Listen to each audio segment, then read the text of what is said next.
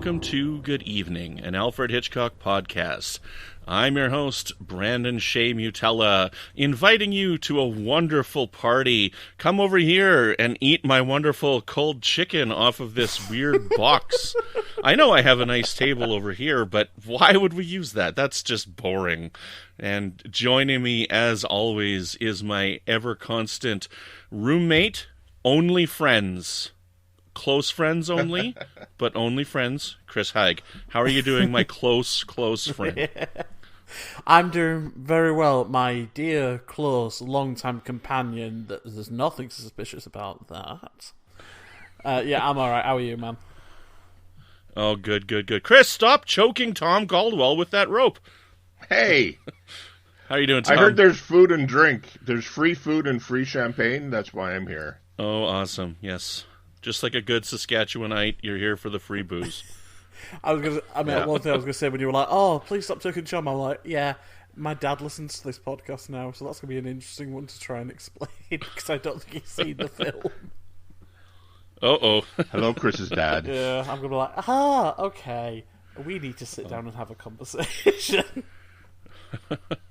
Well, I'm looking forward to discussing this, because when we started the podcast... both Tom and I had mentioned that this was our favorite Hitchcock film, and I think it's changed. It's not my favorite anymore, but it's still top 5. I think I did my rankings, and right now I put it at 3rd. I think I put Psycho in number 2 and The Birds in number 1, but I frickin' love this movie, and I think it's great. And I watched it with Aubrey, and she had a few choice words for some of the characters. But before we get into the discussion on the film, Chris, I hear you have a summary for us. I do indeed. Excellent. So let me just move the camera towards you, up really close to your back, and then pull away so that you can begin. Yeah, with an extreme close-up, and I love that Aubrey's giving her reviews. So, just before hosting a dinner party, Philip Morgan and Brandon-Shea strangle a mutual friend to death with a piece of rope, purely as a Nietzsche-inspired philosophical exercise. Hiding the body in a chest upon which they then arrange a buffet dinner, the pair welcome their guests, including the victim's oblivious fiancée and the college professor, whose lectures inadvertently inspired the killing. Dun dun dun! Awesome. Excellent. Okay, let's jump into the trivia. I got a fair amount today. We got some good information for this. Rope is a 1948 American psychological crime thriller directed by Alfred Hitchcock, based on the 1929 play of the same name by Patrick Hamilton. The film was adapted by Hume Cronyn with a screenplay by Arthur Lawrence. Now, we actually saw Hume Cronyn on screen back in Lifeboat. He was one of the actors there. The film was produced by Hitchcock and Sidney Bernstein as the first of their transatlantic picture productions. Starring Jimmy Stewart, John Dahl, and Farley Granger, this is the first of Hitchcock's Technicolor films, and it is notable for taking place in real time and being edited so as to appear as a single shot through the use of long takes. It is the second of Hitchcock's limited setting films, the first being Lifeboat.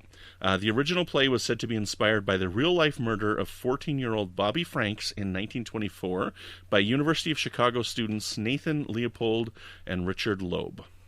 The film is 80 minutes long, and Wikipedia lists the release date as August 26th, 1948 in the New York City premiere, and then general release of September 25th, 1948. The film is one of Hitchcock's most experimental and one of the most interesting experiments ever attempted by a major director working with big box office names, abandoning many standard film techniques to allow for the long, unbroken scenes. Each shot ran continuously for up to 10 minutes, which was the camera's film capacity without interruption. It was shot on a single set, aside from the opening establishing shot street scene under the credits. Camera moves were carefully planned, and there was almost no editing. Now, I noticed at least 3 cuts in the film. Did you guys happen to notice any cuts at all in the film? There was at least 3. Yeah. Where it was not a smooth transition. Yeah. I noticed the transitions, but yeah, no, they're, somewhat invisible. Yeah, so I think there's 3 or 4 in the movie. Yes. Yeah, but what I mean is there's one scene after they're talking about choking the chicken. Now keep it clean, you guys. And when they cut directly to Rupert. And it's not a motion thing. It's a cut from a film to film. So it's one of the times when they break the smooth. And the other one is when the woman guest comes in. I can't remember her name right now. That was another one that I noticed. They just cut to her, and then I noticed one more, but I can't remember it off the top of my head right now. So it's not entirely one continuous take.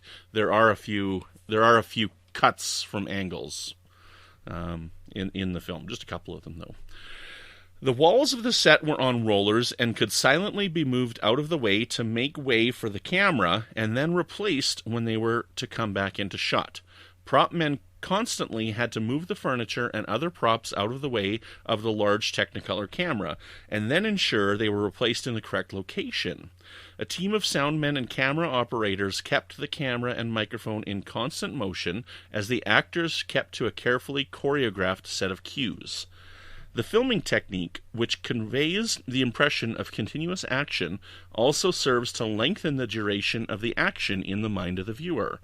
In the 2002 article in Scientific American, Antonio Damasio argues that the time frame covered by the movie, which lasts 80 minutes and is supposed to be in real time, is actually longer, a little more than 100 minutes. This, he states, is accomplished by speeding up the action. The formal dinner lasts only 20 minutes, the sun sets too quickly, and so on. Actor James Stewart found the whole process highly exasperating, saying the really important thing being rehearsed here is the camera, not the actors. Much later, Stewart said of the film, "It was worth trying. Nobody but Hitch would have tried it, but it really didn't work." The cyclorama in the background was the largest backing ever used on a soundstage. It included models of the Empire State and Chrysler buildings, numerous chimneys with smoke, lights come on in buildings, neon signs light up, and the sunset slowly unfolds as the movie progresses. Within the course of the film, the clouds made of spun glass change position and shape 8 times. Now, as for the actors, James Maitland Stewart was born May 20th, 1908, and died July 2nd, 1997, was an American actor and military officer. Known for his distinctive drawl and everyman scream persona, Stewart had a film career that spanned over 55 years from 1935 and 1991, and 80 films. With the strong morality he portrayed both on and off the screen, Stewart epitomized the American ideal in 20th century United States. In 1999, the American Film Institute ranked him 3rd on its list of the greatest American male actors. Born and raised in Indiana, Pennsylvania, Stewart started acting while studying at Princeton University. After graduating in 1932, he began a career as a stage actor, appearing on Broadway and in summer stock productions. In 1935, he signed a film contract with Metro-Goldwyn-Mayer. The studio did not see leading man material in Stewart, but after 3 years of supporting roles and being loaned out to other studios, he had his big breakthrough in Frank Capra's ensemble comedy You Can't Take It With You from 1938. The following year, Stewart garnered his first of 5 Academy Award nominations for his portrayal of an idealized and virtuous man who becomes a senator in Capra's Mr. Smith Goes to Washington from 1939. He won his only Academy Award for Best Actor for his work in the screwball comedy The Philadelphia Story in 1940, which also starred Katharine Hepburn and Cary Grant. This is the first of 4 appearances. We will see him again in Rear Window, The Man Who Knew Too Much remake, and Vertigo. John Dahl was an American actor, primarily a stage actor. He is best remembered today for 2 film roles, the cool-minded intellectual killer in Hitchcock's Rope, and the trigger-happy lead in the 1950 film noir Gun Crazy. He also had a substantial role in Stanley Kubrick's Spartacus from 1960, and he first came to fame as the young prodigy who comes alive under the tutelage of Bette Davis in The Corn is Green from 1945, for which he was nominated for the Academy Award for Best Supporting Actor. This is his only Hitchcock appearance. Farley Earl Granger Jr. was an American actor best known for his 2 collaborations with Hitchcock, Rope in '48 and Strangers on a Train in 1951.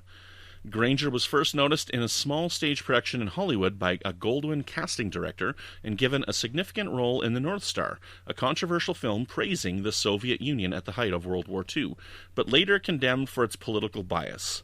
Another war film, The Purple Heart, followed before Granger's naval service in Honolulu in a unit that arranged troop entertainment in the Pacific. Here he made useful contacts including Bob Hope, Betty Grable, and Rita Hayworth. It was also where he began exploring his bisexuality, which he said he never felt any need to conceal. In 1948, Hitchcock cast him in Rope, a fictionalized account of the Leopold and Loeb murder case, which earned mixed reviews, but much critical praise for Granger.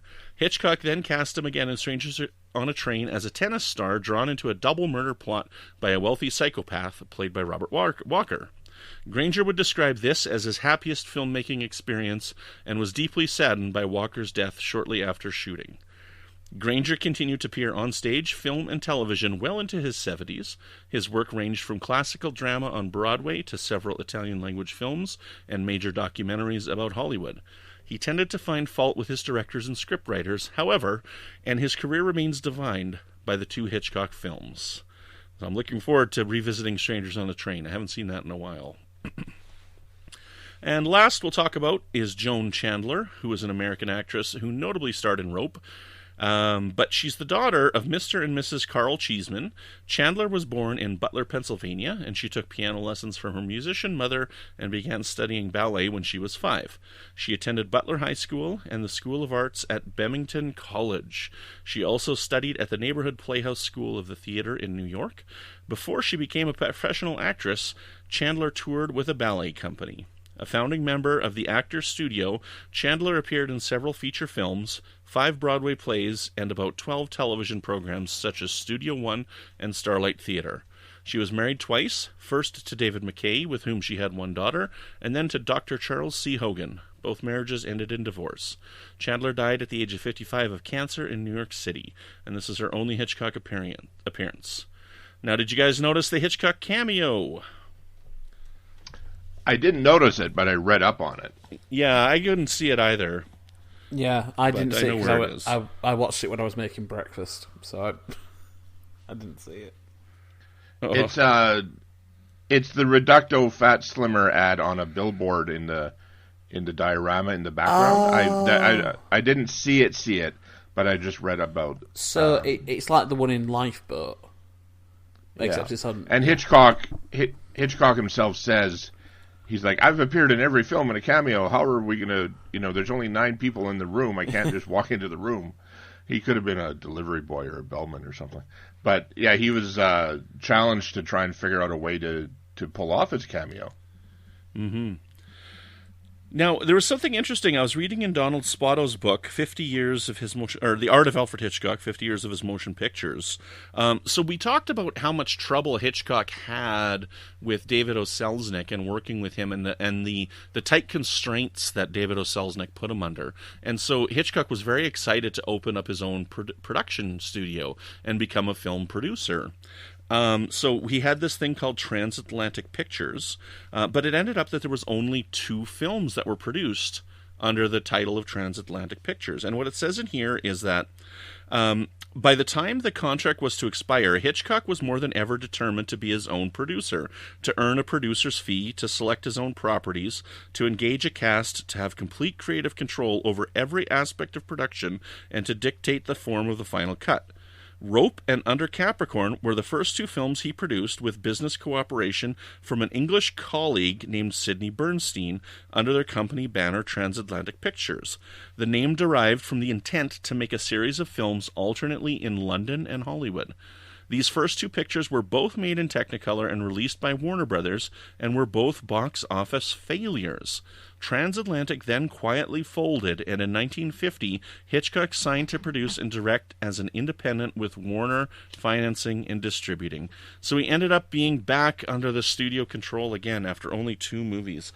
I thought that was really, really fascinating and really too bad because he was so excited to get out of underneath the thumb of Selznick.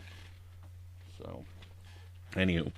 Right on. Well, let's jump into the discussion of the film, and let's talk about the technique of filming this movie first off, with the intended long takes, the intended no cuts, hiding the cuts by moving the camera into people's backs and whatnot. Chris, what did you think of this style of technique? Because a lot of people criticize this movie, and they think that it's gimmicky and cheesy. Oh, I don't. I was because, like I said, I'd seen Rope a number of years ago, but I hadn't revisited it until the past couple of days, and I watched it while I was kind of doing stuff, and then for the second half of the film, I just sat and just watched it all the way through and really enjoyed it. In terms of the editing, so it's edited by William Ziegler, who was one of the really famous or really prolific film editors of the 20th century. So Ziegler edited. Oh boy, that is like the easiest paycheck ever. No, I know, but it's done so creatively and it's done so smartly as well. And he would work with Hitchcock on Strangers on a Train, and he did My Fair Lady and The Music Man and kind of all these great films. So he edited over 100 films, and I think it's done so well. And it's a really interesting choice to do, because out of all of the films that Hitchcock's done, I think it's really interesting that this one is the one that feels most like a stage production, and the one that basically feels as though it's been copy and pasted straight into the film format. So I don't really get where people are coming from when they're saying like, oh, well, it's a gimmick that it's all cut and all that sort of thing. I mean, nowadays, it is more common to have these long, unbroken takes, whether it's like Alfonso Cuarón in Children of Men, or if it's Steve McQueen, or any of the directors who like doing these long one-take shots. But I just think it makes it very different. I think it's very interesting because, if anything, because the camera is more dynamic and has to follow people, or has to, stay in a corner and keep them at a distance, it makes it more interesting, and it makes the choices more interesting, because you're not getting a close-up of everyone's face every 5 seconds, as in modern film, where it's like, oh, well, what's your reaction to this, and what's your reaction to that? It's like, no, because there is some distance, and I wouldn't say it's a colder film by any means, but you're not always there with your characters. You don't immediately latch onto them and all that sort of thing. And I think it just lends itself really well. Mm-hmm. Tom, what are your thoughts on the long takes? The challenge as the viewer is to decide, are you going to watch the film and enjoy the story, or are you going to watch the film thinking about, oh, hey, they're doing this as a one-take experimental film. So because the nature of what the three of us do is we're critiquing films, we're talking about them, and, going into the viewing, we realize we're going to be talking about the photography and the long takes. It's the challenge is there to try and relax and just watch the story and enjoy the story. And I'm guessing that the viewers back in 1958 that watched this, or 1959, would have probably known about the photography tricks before they went in. I wonder if they would have. Like we know, the first time I saw Rope, I knew about it because it was talked about. This is the one where he tried to do this. But I wonder how much knowledge people would have had about that at the time.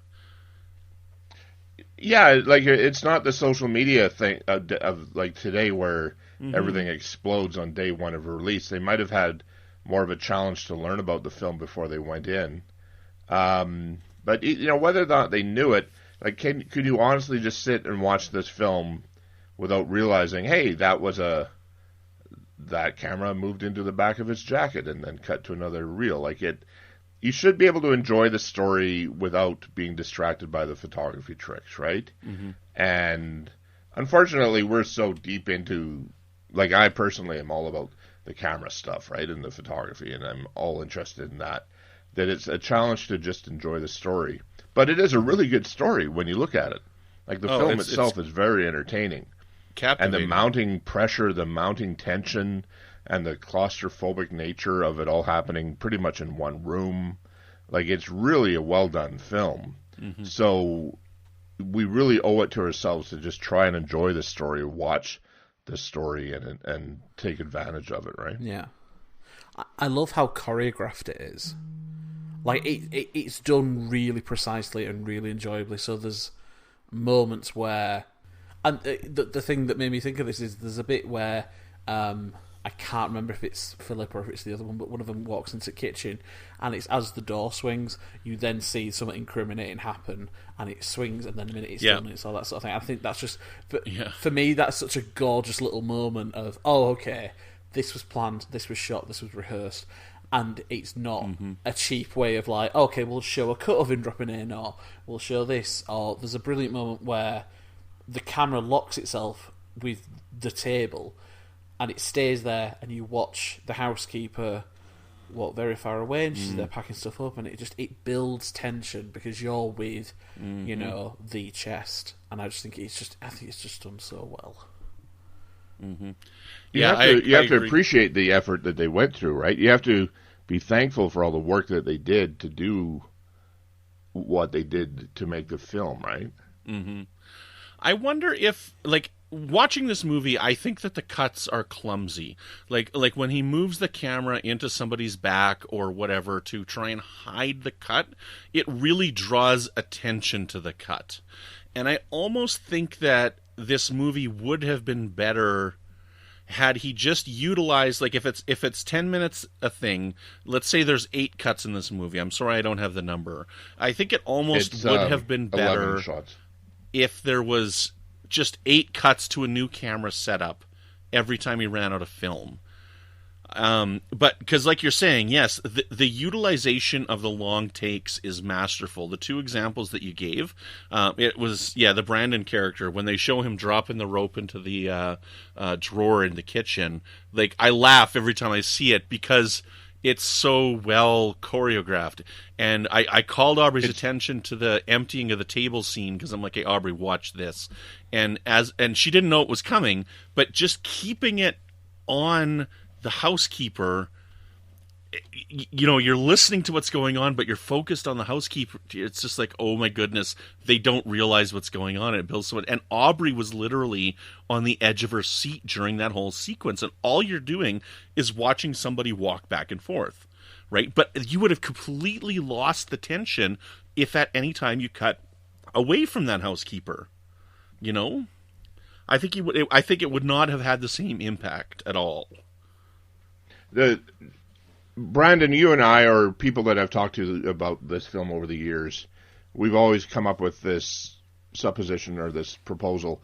If Hitchcock had digital technology like today and could have shot this film in one complete long take, would he have done it? Would it have made, like, it would have been possible to do it if they could have got the actors to do what they needed to do, right? Like, the digital photography today would allow them to do that. And that would make it truly seamless. Yes. But, again, I think it's the suspension of disbelief. You just have to kind of let yourself relax and go, okay, don't worry about that cut or that edit, and just try and enjoy the story and just try and fall into the movie itself. Yeah, I think that had he had access to digital technology and like a hard drive camera where he could record 80 minutes nonstop, he definitely would have done it. And I do believe that the movie would have been better. And I think that it would not have had any type of negative criticism. I mean, I haven't seen it yet, but we recently had 1917, I think it was. That was a movie that was intended to be as one take. Right. And there was another one, and I don't know what it was, but there was like a German film or something a couple years ago that came out, and they did the whole thing in one take. But it's something that's been inspired, and it's inspired people to do this. And I mean, in TV shows and stuff, when they do long takes, I love long takes because I love the work that's gone into it. I mean, in True Detective, I think it's episode 3 or 4 of True Detective season 1, there's this amazing long take. And all of this stuff is inspired by what Hitchcock tried to do with this movie, and I just love it, and I love what he tried to do. I just think it would have been better if he just would have acknowledged the limitation of the camera and done a completely new setup with each take. That's the only criticism I have of the movie.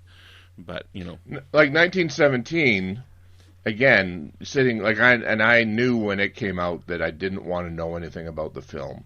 I was planning to go see it, and when I went and saw it, I tried to be as, in a good way, ignorant as I could about the film. Like, I didn't read the internet about it. So you didn't know that it was trying to do a one take? I knew that was the reason. I knew it was promoted as being a one take film. So I deliberately didn't read up on it ahead of time. Okay. And I went in, and you can tell, yes, there's a take, there's a cutaway here, there's a cutaway there. But again, if you just sort of relax, fall into the story, and let it happen, and realize that the duration of this whole film is meant to be within about a 2-hour real life time frame. It is very enjoyable, and they're doing Olympic efforts in 1917 as far as moving the camera through physical space, right, through sets and through buildings, and like they're doing an amazing job, like of pulling off the long takes that they did to make that film, and they're doing a heroic effort. So I don't discredit these films that I don't like to sit there and go, hey, I saw that take, I'm pretty clever, I figured out that there was a take. I try and just enjoy the storyline. And if the film came out to modest reviews, Hitchcock's Rope came out to modest reviews and modest box office, big deal. Like it was a very well done film. Obviously we're appreciating it this much later on. Like it's a historic film. And I think Hitchcock deserved to be able to do what he wanted to do experimentally, like to use his paintbrush to do different things, right? Mm-hmm. And we should give him credit for making that effort.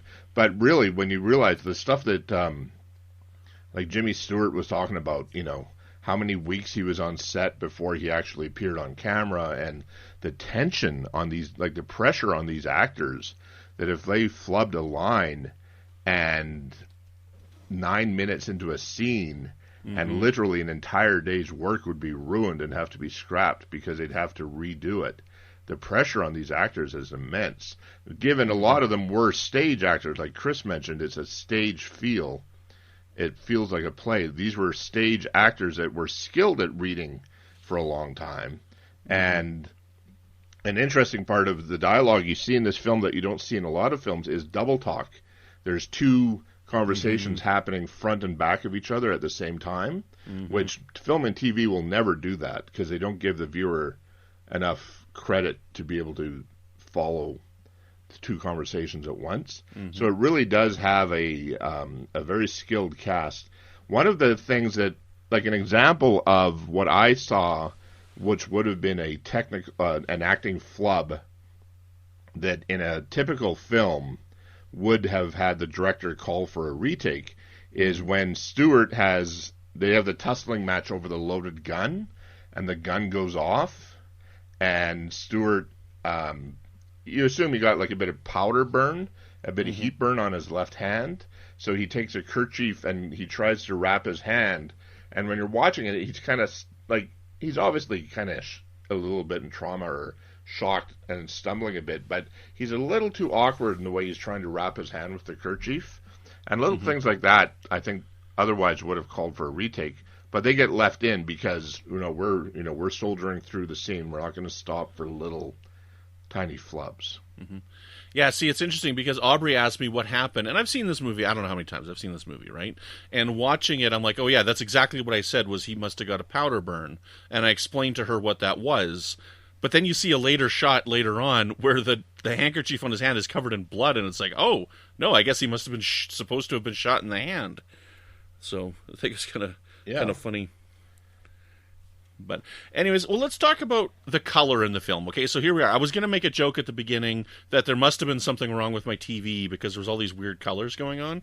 But I forgot. I went the other way. I went with the good friend Chris. But this is our first color film by Hitchcock, right? And this is pretty amazing. Right. I mean, it's Technicolor, right? Which is, it's a very interesting style of photography, like it's a very interesting color process. And I'm not the biggest fan of Technicolor itself. Like, you can really tell when you've got a Technicolor film. I mean, whatever. I mean, like, it was the first color film, so it's better than nothing, I guess. But what do you think? Does Hitchcock work in color? Because we got a couple color films, and then he does go back to black and white a few times after this. With Psycho, there was a specific reason that he chose black and white, and that was because of the blood in the shower scene. It wouldn't have passed censor, so that's why he did black and white for that one. But even still, we have The Wrong Man coming up later on. That is a black and white film, and I Confess, I believe, is also a black and white, if I remember correctly. It's been a while since I've seen that one. Tom, what do you think of the color? I don't mind it. Like it looks like the way a film of that era should look, right? It is. And then it didn't even trigger on me that this would have been his first color film. I just know, it just looked like a good film of the era. There was a lot of talk about the trouble that Hitchcock had with the background, the diorama, and something about halfway through production, he hadn't been looking at the dailies. He hadn't been reviewing the film that was shot each day, and he didn't like the color, and they had to redo a bunch of stuff. So he had a bit of a struggle with the whole idea. And I remember reading a while back that there was something about the final take that it didn't look correct. And again, they had to reshoot because of the visual effect of the diorama of New York skyline. But I enjoyed the color looked fine to me. It did not look unusual. It looked pretty natural. Mm-hmm. Chris? Yeah, no, I mean, I kind of have to agree with Tom. I mean, I think the way we think about this as well is that for many people, this is one of Hitchcock's one of his first kind of big films, one of those that's really critically lauded and continues to be analysed and so on and so forth. So the colour for me, I thought it was fine. I didn't think it was anything, it was neither sort of offensively bad or kind of something to really write home about. I kind of have to agree with Technicolor in the sense of when it's done well, I enjoy it. But when it's like everything's turned up to like 11 on the saturation dial, or everything's just really overdone, it really detracts away from the meaning in the film. And it really, because colour obviously in film has its own kind of psychology and its connotations, and it, everything's placed in there for a specific reason. With this, I thought it was absolutely fine. I mean, if this was, for example, Hitchcock's first sort of experiment in colour, if you hadn't tried any short films or anything like that, I think it works really well. I just think that he's able to use the medium a lot better going forward. So it's not a bad place to start, really. The color is interesting to see, and it'll be interesting to take a look in the next film as well. What's the next one? Under Capricorn, I think, is the next one. Because that one's color as well. It'll be interesting to see how the color goes in that one. Because I haven't seen that movie yet, so I'm not sure what how it's going to boil down. But I guess the other big elephant in the room we'll talk about then is the relationship between the two leads. So watching the movie again, I'm watching it and I'm like, they are hammering hard on the head that these guys are just friends. Like really, really hard. They're just good friends that room together, right?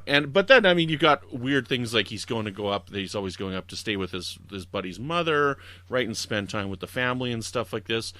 At the end of the day, watching this, because we had talked about this earlier, I'm like, I don't know, I haven't seen this in years, but I'm like, I never caught that they were gay or anything like that. But watching it now, I'm like, okay, the subtext is definitely there. But at the end of the day, I don't think it matters either way, whether or not they are just roommates, just schoolmates, or whether they are together. I don't think it matters either way. Does it matter, Chris? For me, no. I mean, as the kind of the voice and all queer stuff for this podcast, it's kind of funny to look at it and being like, oh yeah, this is the subtext is nearly text, basically, because you're like, oh, okay, they're just friends who stare like incredibly intensely at each other and commit crime, and you're like, okay, this is so gay. This is so gay. It's fine. Listen, it's part of the whole. Like, we did it with Rebecca, and it was like, oh, hello, Mrs. Danvers, evil murder lesbian. It's a bit of a queerness evil thing that was a real trope in the kind of 40s and 50s, and it's fine. I mean, it's not fine, but it's fine. I think it's interesting because it really, in the stage play, it really does hammer home that the Leopold and Loeb characters, like, oh yeah, they're in a relationship, and they are kind of obsessive and they happen to be gay, and that sort of thing. I mean, it's ironic. Before I watched Rope this week, I started watching the Sandra Bullock movie Murder by Numbers. I don't know if you guys know that one, which is basically... I've heard of it, but I've never seen it. I don't recall that at all. So Murder by Numbers is basically, what if that you did Rope, but they were teenagers and straight, and it was set in 2001. It's not very good, but it has baby Ryan Gosling in it, so I'm kind of like, oh, all right, that's fine. Oh, no, I'm serious. He's like 18. You're just like, oh wow, okay, he is young. So he's definitely a Gosling. Yeah, he is. He is a Gosling. He's a Gosling. Yeah, Gosling. He's not Ryan Swan yet. But what is? No, that's a Cygnet. Ryan Goose. But what is interesting about it, in that the same conceit kind of travels over in the same way that we've had different iterations of Rear Window or Strangers on the Train or that sort of thing. The idea of two people teaming up to commit the perfect murder, it does translate. For Rope, it's a bit of subtext that isn't necessarily neither here nor there. I think if you were to remake it today, it'd be quite interesting to see what subtext you could do with James Stewart's character, because it's they were at like a prestigious boarding school. Is there some kind of element going on with that? And the way it's framed, in that if you look at the screen time and you look at the perspectives and everything, the two villains are our protagonists, really. Mm-hmm. And the person they're fighting against is, James Stewart. And it's quite interesting in that you start off with the villain, and it's the villain's perspective you take, because it opens on them literally killing David with the rope and all that sort of thing. In terms of the quid, because I know we've had this conversation on the podcast before, where it was like, does Rope count as a kind of an LGBT, like a pride film? And I'm like, well, not really, because it's not an intrinsic part of them. So they are together, but they are stated like, oh, well, they're just close friends, or they're just like partners, or that sort of thing. But it's not something that is really positive, nor is it kind of an essential part of the film. So I would say no, but I think it's a really interesting reading. And looking back on it, I'm not saying Hitchcock was some kind of secret. It's really pushing like queer coded characters to the lens or anything. But in Rebecca and in this, and in stuff like Frenzy, or in kind of other films that have a darker element to them, it is funny to just kind of look back and go, oh, this is so gay. Mm-hmm. Yeah, because a lot of there's a trope in cinema, like I learned about when I was watching Star Trek Discovery Season 1, bury your gays. Yes. And then the gay characters are always the bad guys. They're always the criminals. Like, there's not a lot of positive gay representation in cinema. And so I'm watching this and I'm like, yeah, is this fine, the subtext is there, but is that a good thing? Because they're killers. Like, so we got these two gay guys, but they're murderers. So, I mean, yes, we've got a lot of straight people who are murderers in movies, but it's like, at this time in Hollywood, gay people were always bad in some way, or they were always killed, or something along those lines, right? They're the murderers, but they're the heroes of the film. Like, the film wouldn't have happened without the murder, and I don't think of them as murderers in a bad way. Like, they're almost like murderers that you have respect for, and you kind of admire the fact that they're willing to do a murder out of philosophical intrigue. So what I'm taking from this, Tom, is that you condone murder. All right. Well, thanks for listening, everybody. Tom's real name is Rupert Caldwell. Yeah, but they're just like... the point that you made, Brandon, about the fact that, Farley was going to go up to Brandon's mother's house for a week or two to practice piano before his big recital, and that kind of that's kind of weird. But then my thought on that was, these are just sort of rich New York university boys, and they're kind of frat boys, and they're kind of like, they're all on the rowing team. They go cottage at each other's lakes and stuff, right? Mm-hmm. Like, it's not that unusual that they might go visit their friends' houses or their friends' cottages. But again, that could be the gay subtext at the same time. I really thought you said they go cottaging, and I'm like, that is something different entirely. And I don't know if it's like a UK specific term, but I'm like, oh, okay, that is.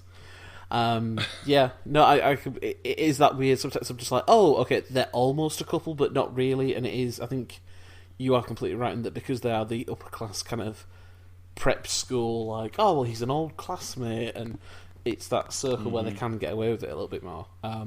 One thing I would like to say, there is a great video by James Somerton, who is a kind of queer film critic that basically breaks down all of the stuff that Brandon was talking about, which is kind of the bury your gays trope and kind of how queer people in cinema and that sort of thing. So if it's something you're interested in, it's on YouTube. It's great. It's like an hour and a half long, so I would... We'll have to check that out. It's good. Brandon, you're such a fan of this movie, and one of the characters' names is Brandon Shaw, and your name is Brandon-Shea. Were you named after the film? Or was the film Did you name yourself after the character? Yeah. I may have. This is my stage name, actually. Brandon Shaw. Shaw. So, Shaw. Yeah. I always... It's weird. There's not many people in cinema with the name Brandon. There aren't many. Like I can think of two off of the top of my head for like characters. There's this guy, and then the big brother in the Goonies is Brandon, right? So there's not many. You know, Tom, though, you've said it in my head. These guys aren't gay. They're just rich. There you go. They just act like rich people, which can be confused with gay, I guess, right, Chris? I mean, first thing in my head, I was like, I'm not gay, I'm just poor. That's the difference. Yeah. Not gay, just rich. I mean, if that's not on a t-shirt... Think about the era, like 1959, 1960, the tolerance in Hollywood and the tolerance in media and society in the United States in general, right? Well, this was earlier. For this is gay 48. characters would have been... Yeah, this is the 40s. Oh, sorry, yeah, it's 1950. Yeah. I was 10 years off, so it's even earlier. The negativity against gay characters would be even stronger, right, than it would be today. Like, there's a lot more tolerance today, but back then it would have been... Any little tiny hint would have just really exploded as far as something that people would have been against, right? Well, yeah, I mean, if you look at, like, say, the Maltese Falcon, which I believe was 1941, I want to say, one of the villains is gay in the original, I think it's Dashiell Hammett book, and it's left as subtext and kind of just implied, like, oh, he's just eccentric, or he's just evil. Or one of my favourite ever thrillers, which is Laura, and it came out in 1944 or 45. Basically, one of the characters is like, oh, well, of course I was in love with her, and he is the gayest man in the world who was in love with this woman, and I'm like, are you though? But are you though? But are you though?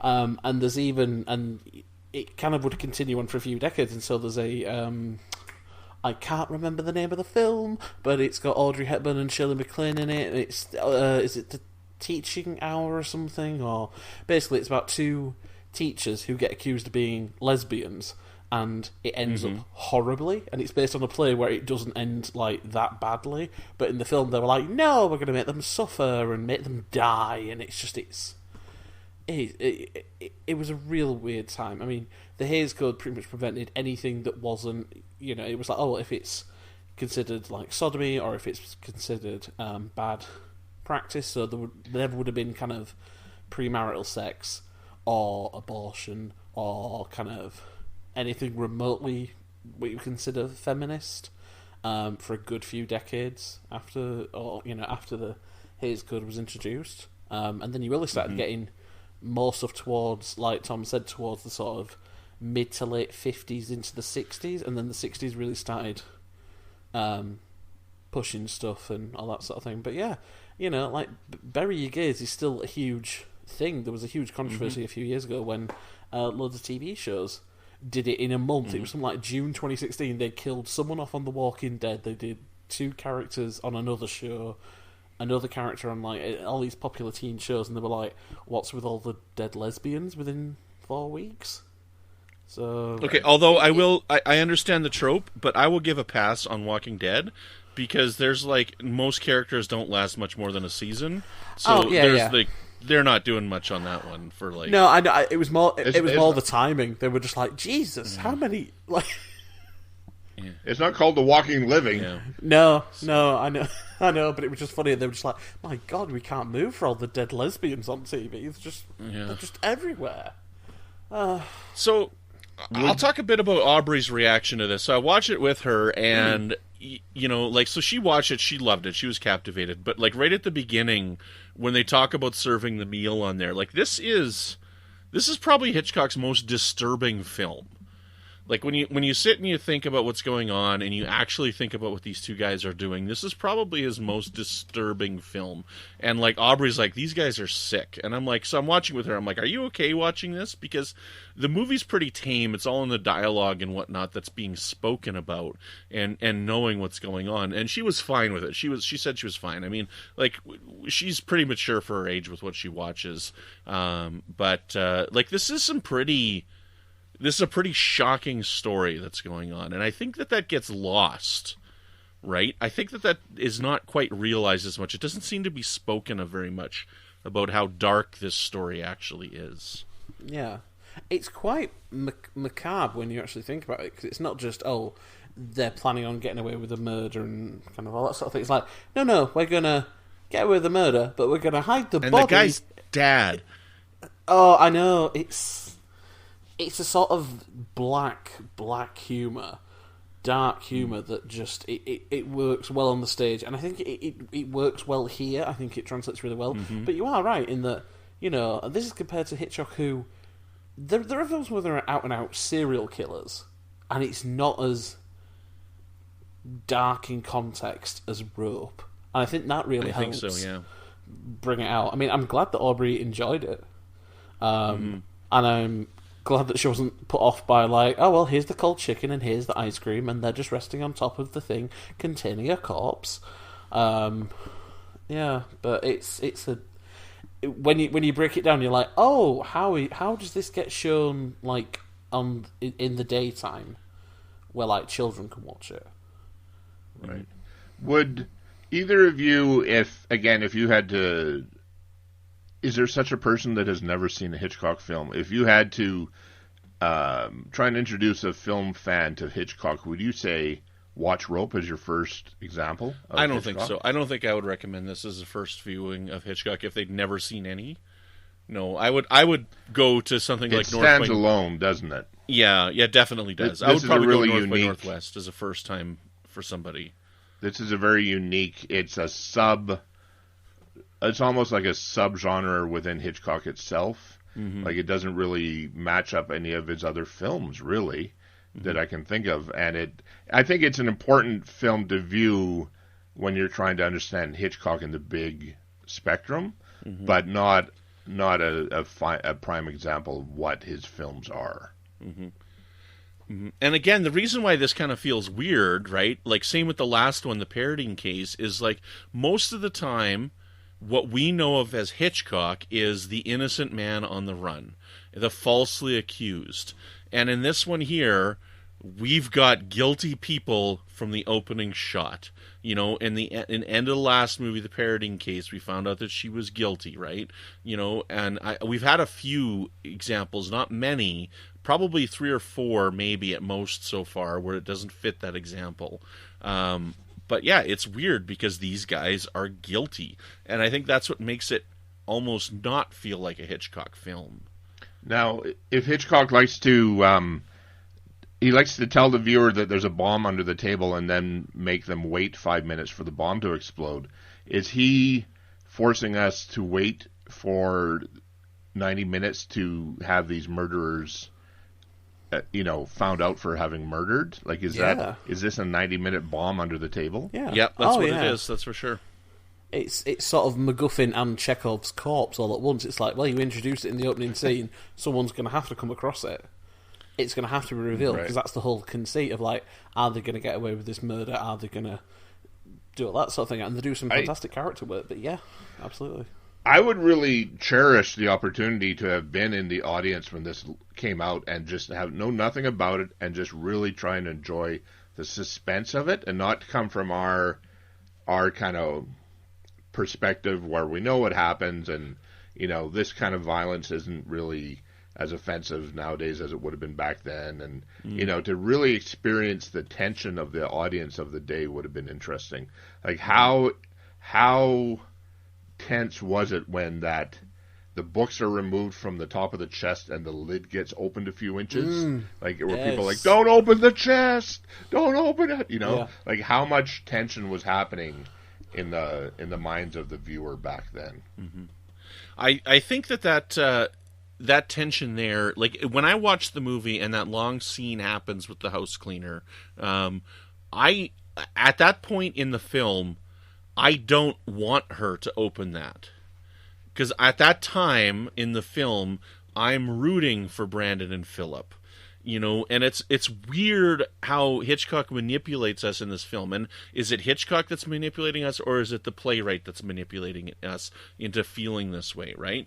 But when it's like, oh my goodness, they're going to get caught. They're going to get caught, and you don't want them to get caught. But then at the end, when we have that final scene with Jimmy Stewart, it's like, he needs to open that up, and so we can put this to rest because these guys have done this and they're sick and twisted. You know, it's really fascinating to be yanked about like that emotionally while watching this movie. Yeah. No, yeah, I completely agree. I mean, it's interesting because you do... I don't know if I could ever say I empathise with them, but I was on with them for the journey. And I was really intrigued. I was like, okay, where's this going to go? Where's this going to...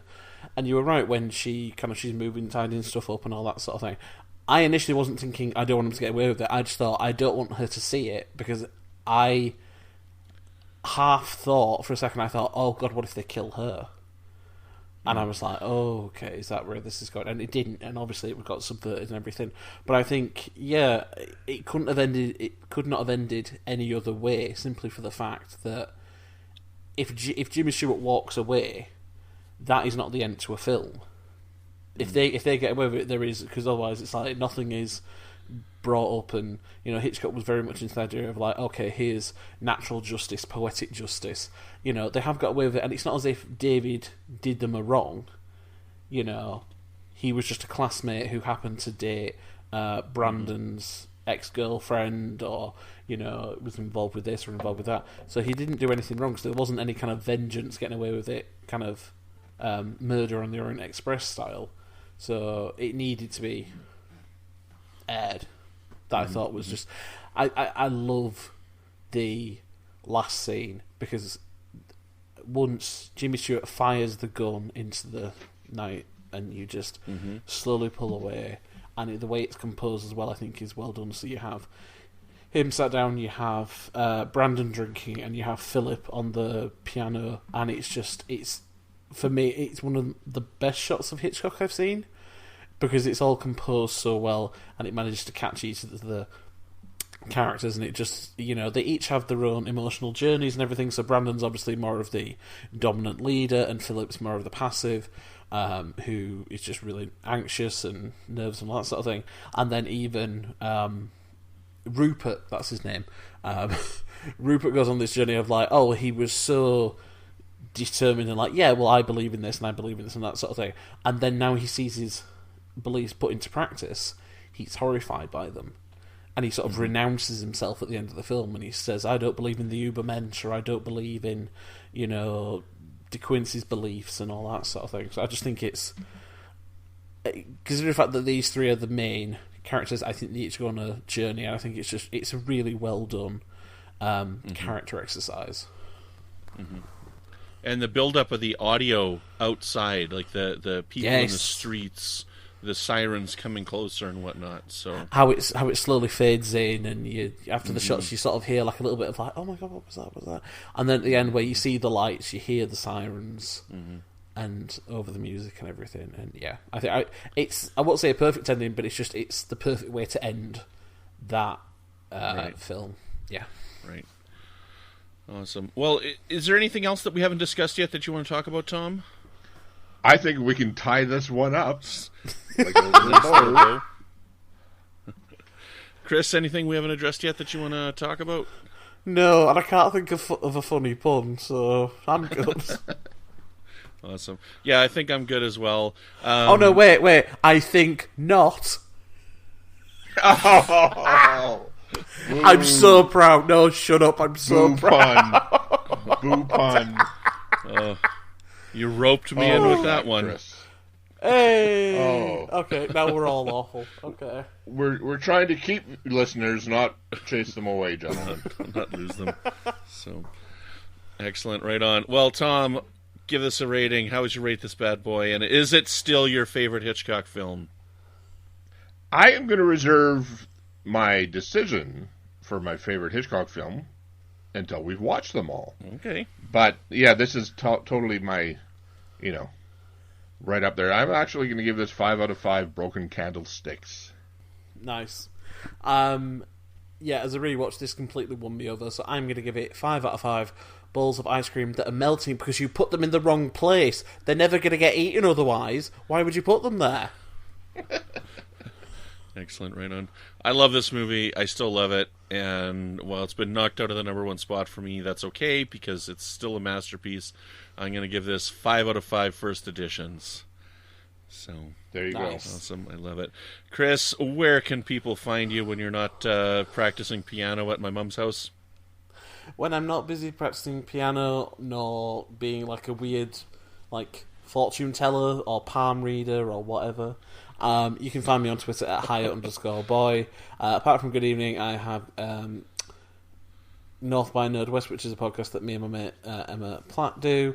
I'm also on a bunch of other podcasts doing little bits and pieces. So there's Eccentric Earth with Amy Walker, there's Smorgasbord with Pete Gaskell, and there's also, what's the other one I was going to mention? Pick a Disc with Matt Lathan. So please check them all out. They're wonderful people. And yeah, come say hi on Twitter. Mm-hmm. Tom, where can people find you when you're not trying to put the books back in the box? Well, I'll keep my plug brief and encourage people to get over to YouTube. It's a fairly popular site. A little thing called the Zambonis Comedy Specials 1993, something I produced a while ago. Check it out. A couple of half-hour cast comedy episodes from cable TV days. And other than that, thank you, anybody that supports us and visits us on Facebook and on Twitter. And anytime we get comments and feedback, we always appreciate it. Mm-hmm. And as for me, you can find me on Twitter at Brandon-Shea. You can find me over on the Fandom Podcast Network. No, that's this show. Goodness, I got so many I keep getting confused sometimes. You can find me on the United Federation of Podcast Network with 2 shows. One called Infinite Diversity, which is all about new Star Trek, and one called Franchise Fatigue, which is all about movies, remakes, and sequels. And at this time, we should just have recently finished up our David Fincher podcast on the Nerd Party Network called House of Fincher. We don't have a release date yet for Mank, so I don't know if it's out yet. I don't think it is, but well, hopefully it'll be out soon. I'm very much looking forward to that. That's about Mankiewicz, who wrote Citizen Kane. So that's going to be coming on Netflix pretty soon. Thank you so much to the guys over at the Fandom Podcast Network for hosting our show. You can find us in their feed as well as our own independent feed. Thank you so much to my good friend Jason Cullimore for creating our wonderful theme music. I actually got to see Jason last night. He was over for a fire. We got to just chat and catch up. It was nice to see him. He had a busy summer working on his what do they call it when you go to school? I can't remember the word. The final thing you got to do for your doctorate. Thesis. Thank you. Performance. Goodness, I couldn't remember my word there. But it's good to see him. And be sure to check out Annie and Catherine on Good Evening and Alfred Hitchcock Presents podcast. They cover all of Hitchcock's episodes on that show in kind of a random order, but with their show and our show combined, you get a near comprehensive look at the Grand Master's work. And is that it? Who else do I need to thank? I think that's about it. Yep, that's it. Until next time when we cover Under Capricorn, good evening. Good evening. Good evening.